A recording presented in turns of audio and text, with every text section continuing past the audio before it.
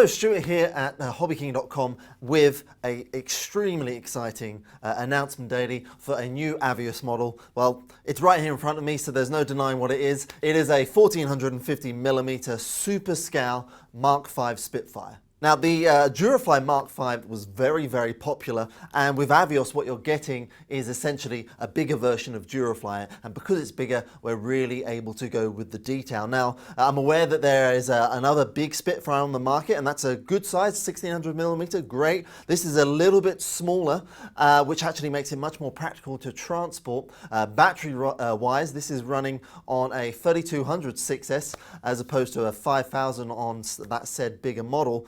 So although the cost will be higher on this 1450mm model compared to the other ones on the market, what you're getting is actually a lot more detail. And because it uses actually a cheaper battery, that 3200 is cheaper than say the 5000 6S, the price actually works out about the same. So it really comes down to what you want. You're really spoiled for choice. Do you want the bigger model with slightly less detail, or do you want the smaller, easier to transport model with that uses a cheaper battery but with far more detail? So there are many choices to choose from this spring, but if you're looking for a super scale 1450 size warbird, look at the Avios Mk5 Spitfire. Now, in terms of detail, and that's really what this Avios range is all about, it's about the detail. You can see here I've got the door open. This is a functioning door, and it's also got a sliding canopy. We've got some footage of it working here. Now, I will point out this is completely pre-production. This is hand painted. I've made the decals myself, and it's still a little, well, it's still pretty much very rough around the edges. You'll notice that the cockpit itself is not very clear. That will be crystal clear in production, and I've just hand painted a few bits and pieces here myself. So excuse that, look beyond that, and just imagine what it's going to be like when it's the production version. Now, one of the other cool features, apart from the scale door and sliding canopy, if I turn the model, actually you can see some footage here. When you operate the ailerons and the elevator, you'll see the control yoke in the cockpit moving and corresponding with your control input on the radio. So it's got pretty much a fully functioning scale cockpit. That will be an option for this Mk5 Spitfire. Not only that, one of the coolest features, if you're really into scale, check out the flaps working here. Now, it's got the just like the full size, it's got the flap indicators. So when you're sitting in the cockpit, the pilot can look out the side of the window and see if the flaps are extended. Now, you might think, well, that's very cool, but what's the point of that when I'm on the ground flying it? Well, that's the next cool thing, because we are working on a drop-in pan and tilt system for this Spitfire. So you can really get that full immersive experience and FPV this particular Spitfire.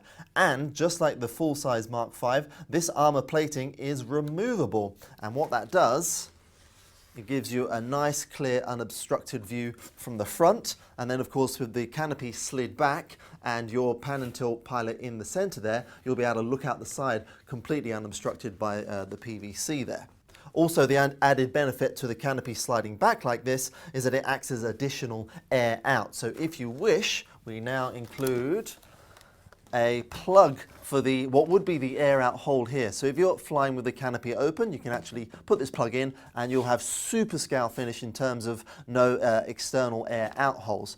Now, whilst I've got it up here, you'll also notice there's no servos to be seen. All servos and control rods and linkages are all internal with the Avios Mk5 Spitfire. I'll operate the ailerons there and the flaps again there. See those going down nicely, all completely hidden. So when this is up and flying, it actually looks very, very much like the full size. And when you come to photograph it, you'll be forgiven for thinking it is a full size model. Also, whilst I've got it here, you'll notice that because we're at that bigger size now, at 1450mm span, we've got oleos. And as a special treat, we've got a little bit of footage of the earlier prototype flying. Now, what you're seeing on camera now, this is the unpainted EPO first mold sample of this particular model, and you can see it flying around. It's got bags of power. This is, of course, a 6S setup at this size. Takeoff very, very nicely, very smooth. It tracks beautifully, as you can see on the takeoff here. Flying around, plenty of power for those really nice high-speed passes. That said, it does handle particularly well with a relatively light wing loading at the lower speeds. Lots of power for loops, as you can see here. But the real peach of this thing is in the landing. Not only does it land beautifully through just how well it flares and how stable it is all the way to the ground, you can see just how well those oleos are working as it comes in. They really take the bounce out of any landing, especially so on bumpy grass, but I'm assuming so on asphalt and tarmac too.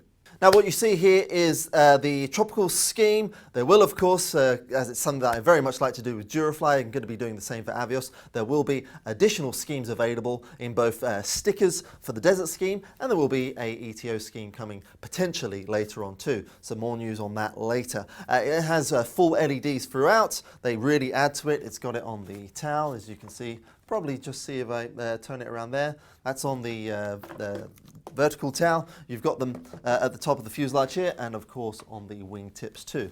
Now let me just turn it around just so you can get a better angle. There's a side view of it. The surface finish will be spectacular, as good as the best Durafly, if not better. Again, this is a pre-production model, so the finish is not as perfect as I would like, but it is going to get there, I can assure you. Now I'm just going to turn it around one last time and deploy the flaps fully there. You can see these are plastic flaps with all the ribbing detail on there, and I'm just going to leave it down pretty much at that angle again, so you can see that door on the cockpit and all that beautiful detail. We've really pushed the boat out on detail of this one, so you'll expect to see that reflected in the price, but what you get is the best scale Spitfire on the market, and we hope to bring this to you probably around April time. This is the announcement daily, and this particular Spitfire will go into production in the next 3 to 4 weeks, so expect to see this around April time.